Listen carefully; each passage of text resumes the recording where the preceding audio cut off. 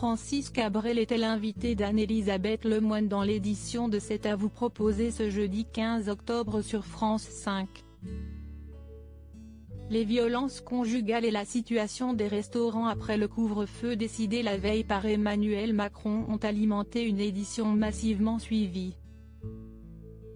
Semaine très stable en audience après l'intervention de Jean-François Piège sur ce nouveau coup de massue pour les restaurateurs. Le chanteur sudiste fait la promotion de son nouvel album à l'aube revenant, le 14e du nom, après 5 ans d'absence.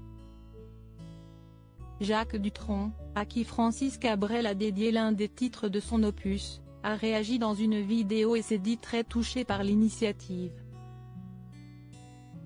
Avant de couper, il a allumé un gros cigare. L'invité est également revenu sur son duo avec Johnny Hallyday, Sarbacane, sur le plateau du SIDAction en mars 2008. En moyenne, 1,22 million de Français ont été mobilisés, soit une part de marché s'élevant à 6%. France 5 a ensuite atteint un record pour la suite, apprécié par 650 000 téléspectateurs et de 8% du public âgé de 4 ans et plus.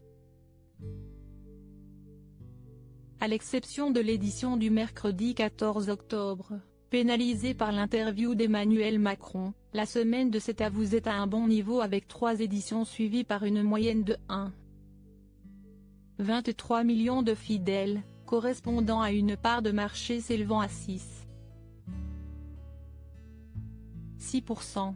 Pascal Bruckner s'emporte contre Alice Coffin. L'édition du mardi 13 octobre a particulièrement marqué cette semaine avec l'intervention de Pascal Bruckner.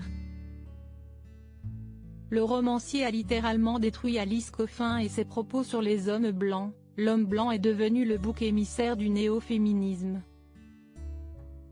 Le féminisme de progrès est devenu un féminisme de procès qui crucifie l'homme blanc. Je rends hommage à Alice Coffin car elle nous a rendu service et elle dit qu'il faut éliminer les hommes. Il y a eu plusieurs projets politiques au XXe siècle où on a souhaité éliminer certains groupes.